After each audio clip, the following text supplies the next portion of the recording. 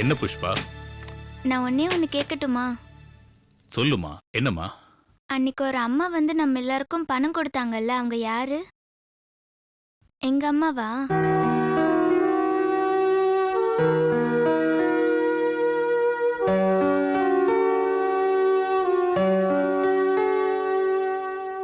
உலகத்திலேயே அம்மாதான் மிகப்பெரிய உறவு. அம்மாதான். ஆனா உங்களுக்கு அம்மா இல்ல. இல்லாத அம்மாவை தேடி ஏன் அலையறீங்க? அவங்க இல்லடா உங்க அம்மா. உங்க அம்மாவா ஆகணும்னு அவங்க ஆசைப்படுறாங்க. உங்களுக்கு நிறைய செய்யணும்னு ஆசைப்படுறாங்க. அதை நீ புரிஞ்சுக்க. நீ குழந்தை. குழந்தைங்களுக்கு பாசம் முக்கியம். எங்கேயோ கேள்விப்பட்டதை வச்சு அம்மான்ற உறவை தேடி அலையாத. தெரியாது, எனக்கே தெரியாது. உங்களை எங்க பெத்தாங்க, எப்படி வளர்த்தாங்க, எனக்கு எதுவுமே தெரியாது. எங்கேயோ பிறந்து கிடந்த உங்களை தூக்கி நான் வளர்த்தேன். எப்படியோ என்கிட்ட வந்து சேர்ந்தீங்க. நான் இருக்கேன்டா உங்களுக்கு. நான் இருக்கேன். உங்க வாழ்க்கை பூரா நான் இருப்பேன். உங்க வாழ்க்கை பூரா இருப்பேன். சரியாடா செல்லம்? Okay father. சரிடா, அழாத. கேள்வி எதையும் கேட்காத. என்கிட்ட பதில் இல்லடா. இல்ல. சரியாப்பா? புரிஞ்சுக்கிட்டியா? போடா போடா. இனிமே கேள்வி கேட்காதடா. வாழ்க்கையை எப்படி வாழணுங்கிறத மட்டும் பாரு. அத உன் ஃபாதர் ஏற்பாடு பண்ணி கொடுப்ப. உன்னை நல்ல நிலைமைக்கு கொண்டு வந்துருவேன். நிச்சயமாடா. அம்மாடி, இல்லைன்னா எனக்கு இந்த வேலையே தேவையில்லை. இந்த ட்ரெஸ்ஸை கழட்டி போட்டுட்டு நான் போயிடுவேன். அவ்வளவுதான். சரிங்க ஃபாதர். அது போதும்டா. அது போதும். அது போதும். நான் பாத்துக்கிறேன். உங்களை சும்மா விட்டுற மாட்டேன். உங்களை அம்மான ஒருத்தி வந்து கேட்டா கூட உங்களை நான் விட்டு கொடுக்க மாட்டேன். இந்த ஃபாதர் இருக்கண்டா, நான் உங்களை பாத்துக்கிறேன். சரியா? ம். போடா போடா. போ.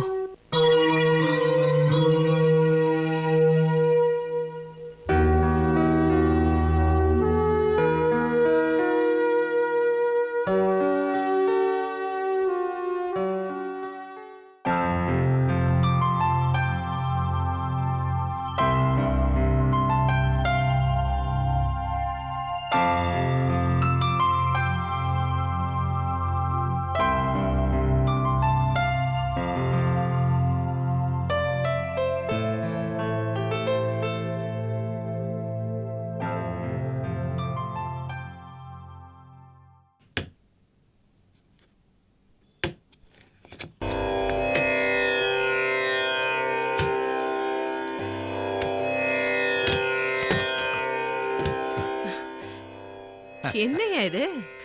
லட்சுமி, ராணுவத்துல மேலதிகாரிகளை எழுப்பும் போது இசையெல்லாம் முழக்கி தான் எழுப்புவாங்களாம். ஓ, அந்த மாதிரி என் கண்ணம்மாவை எழுப்பணும்னு நினைச்சேன். அதான் தேடி பிடிச்சி இதை வாங்கிட்டு வந்தேன். கொஞ்ச நாளா நான் கண்ணம்மாவை எழுப்பலன்னு அது கோவமா இருக்குல்ல. ம். இன்னைக்கு இசையோட எழுப்பி இசைய வைக்கிறேன் பார். வா. ஆ. அம்மாடி கண்ணம்மா, கண்ணம்மா உன்னதான்.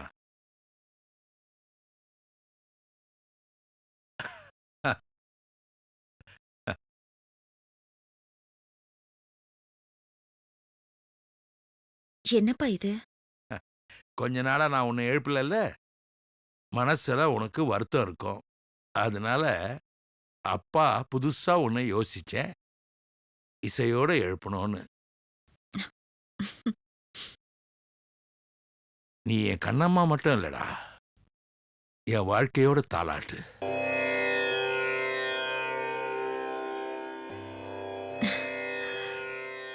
அப்பா, நானே உங்ககிட்ட கொஞ்சம் பேசணும்ப்பா. ம். காஃபியை சாப்பிட்டுக்கிட்டே பேசுமா. அம்மா, நான் அப்பா கிட்ட கொஞ்சம் தனியா பேசணும். நீ கொஞ்சம் வெளியே இரு.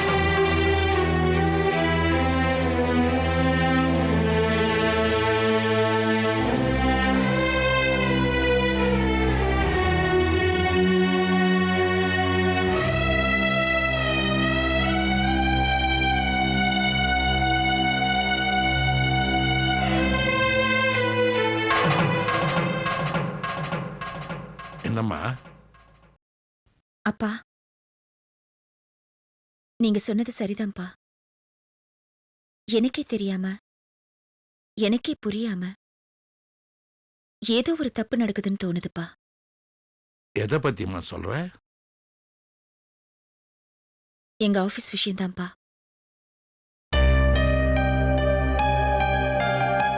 ஒரு துரோகம் நடக்குதுப்பா. எங்க கம்பெனி ஸ்டாஃப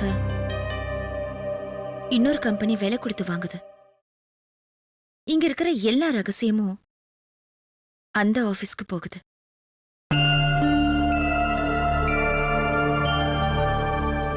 அந்த முதலாளி ஒரு நாள் எங்க ஆபீஸ்க்கு வராங்க.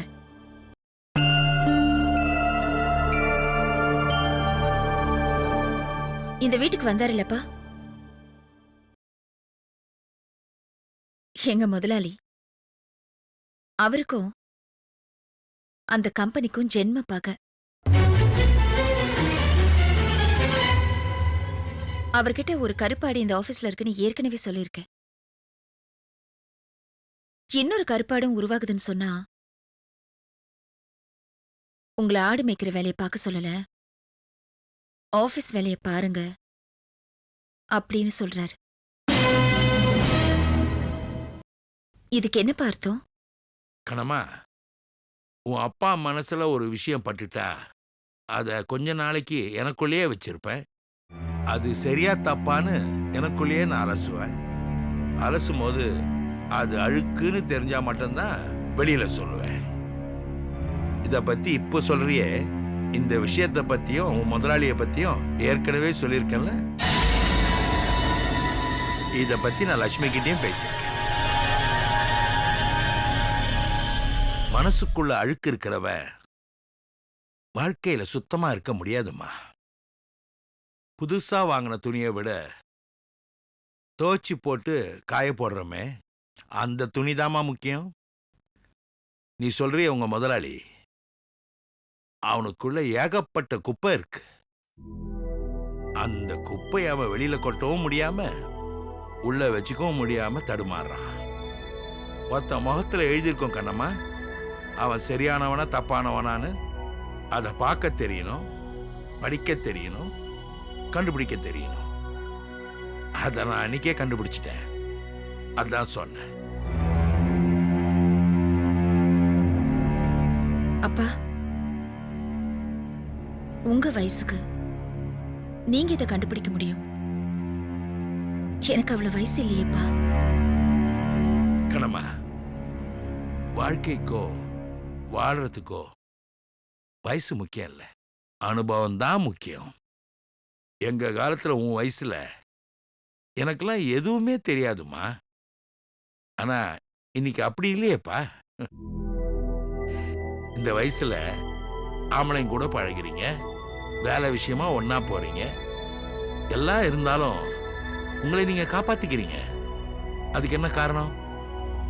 ஒரு லிமிட்.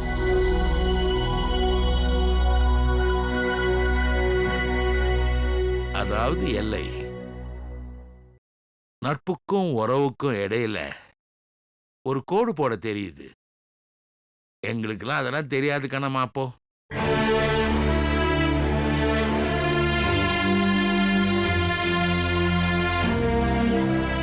இதெல்லாம் என் பொண்ணுக்கு தெரியும். இது அப்பா சொல்லி கொடுத்து வந்தது இல்லடா, நீயா கத்துக்கிட்டது. அதுதான் வாழ்க்கை, அதுதான் அனுபவம்.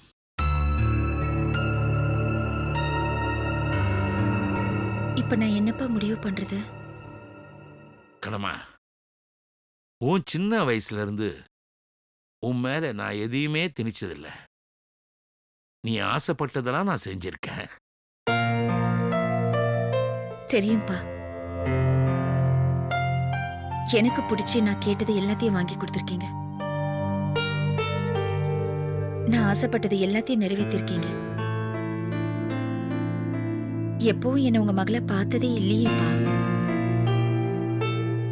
ஒரு சிநேகிதியா, ஒரு தோழியா, உங்களுக்கு பிடிச்ச கண்ணம்மாவா, இப்படித்தானப்பா என்ன பார்த்திருக்கீங்க.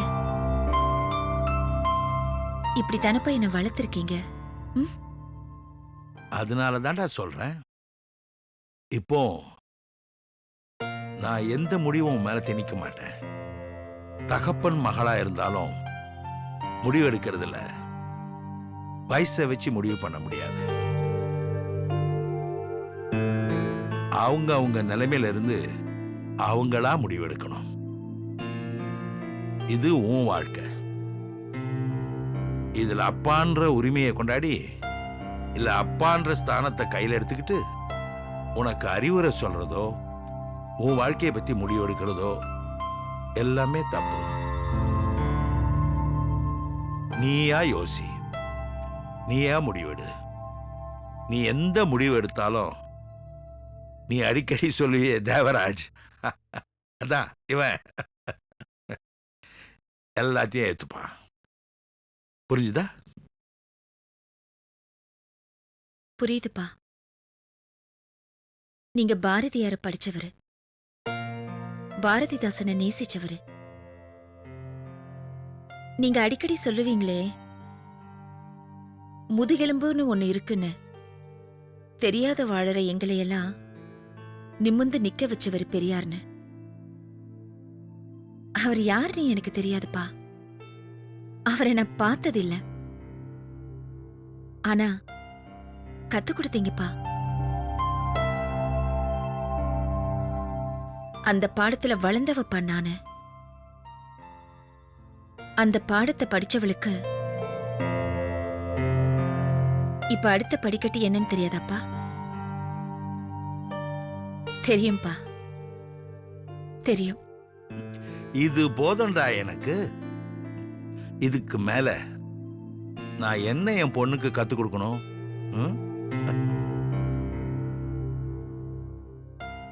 ஒரே ஒரு விஷயம் கடைசியா சொல்றமா, படிக்கட்டு ஏறத்துக்கும் பயன்படும், இறங்கறதுக்கும் பயன்படும். நம்ம ஏறி போயிட்டு இறங்கலாம், இறங்கி போயிட்டா ஏறது ரொம்ப கஷ்டம்மா.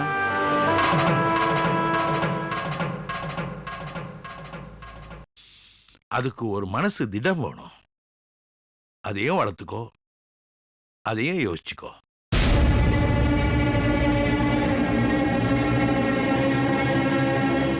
வாழ்க்கைன்றது ஒரு நீரோடன்னு அன்னைக்கு சொன்னேன். ஆறும் நீரு தான். அதுல சுழல் வரும். அந்த சுழலையும் அந்த சூழலையும் சமாளிக்க தெரியணும்.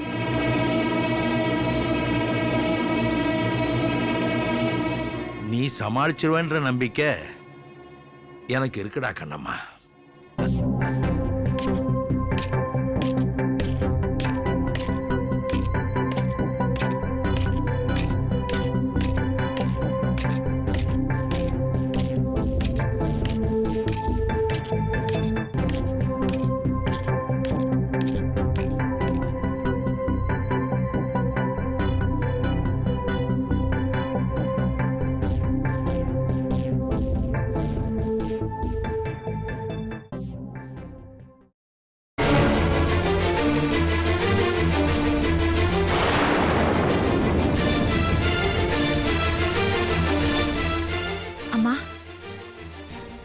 என்னம்மா இது? எங்க கிளம்பிட்டீங்க? என் வாழ்க்கையை நான் முடிவு பண்ணணும்ல. நீதானே போ சொன்ன. அம்மா, நான் போ சொன்னா? அப்பா கிட்ட தனியா பேசணும் தானம்மா? எனக்கு அது புரியலம்மா. ஆனா 2 பேர் இருக்கிற இடத்துல ஒருத்தரை வெளியே போக சொல்றது எவ்வளவு பெரிய அவமானம் தெரியுமா? அந்த அவமானத்தை நீ எனக்கு கொடுத்துட்டியே.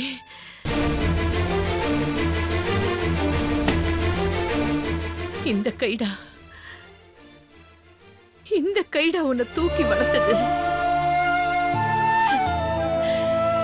இந்த கையால கொடுத்த காஃபியை வாங்க மாட்டேன்னு சொல்லிட்டு என்ன வெளியே போன்னு சொல்லிட்டியே. இல்லம்மா, அப்படி நினைக்காதீங்கம்மா. நான் அப்பா கிட்ட தனியா பேசணும்னு நினைச்சேனே தவிர உங்களை வெளியில போங்கன்னு சொல்றது என்னோட நோக்கம் இல்லம்மா. ஆனா எனக்கு அப்புறம்தாம்மா தெரிஞ்சது நான் பேச வந்த விஷயம் உனக்கும் தெரியும்னு. அம்மா, உனக்கு தெரிஞ்சிடக்கூடாதுன்னு நினைச்சுதாம்மா நான் அப்படி செஞ்சேன். ஆனா அது இப்படி முடிவாகணும் எனக்கு தெரியாதும்மா. நான் உன் பொண்ணுமா, பொண்ணோட வளர்ப்புமா. நீதானமா என்ன வளர்த்தது.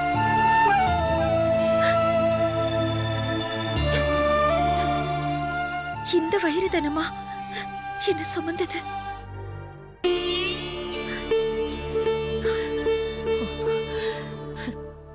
ஏண்டா ஏண்டா இப்படி எல்லாம் பேசுற? இல்லம்மா,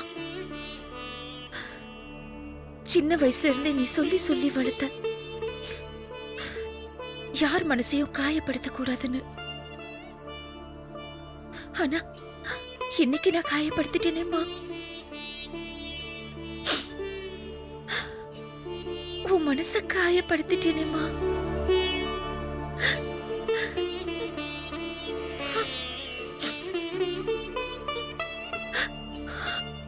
மன்னிச்சிடுமா. அம்மாடி, தப்பு பண்ணிட்டேனடா. என் குழந்தை மனசு புரியாம நான் தப்பு பண்ணிட்டேன். இல்லடா, இல்லடா, போக மாட்டேன்டா. இனிமே இந்த வீட்டை விட்டு நான் போகவே மாட்டேன். உன்னை விட்டு நான் போக மாட்டேன். இனிமே எந்த காலத்திலயும் நான் போக மாட்டேன். என்ன மன்னிச்சிடுடா. தப்பா நினைச்சுக்காத, மன்னிச்சிடு.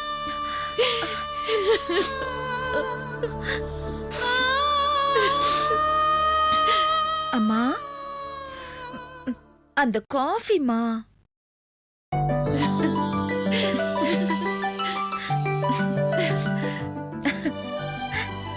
லக்ஷ்மி, இன்னைக்கு செலவு பண்ணாம காஃபி போட்டு கொடுக்கறியா? வேணும்னா நான் செஞ்ச தப்புக்காக அதுல கொஞ்சம் உப்பு போடு. சீ. கொண்டு வரேன்டா, கொண்டு வரேன். ம்.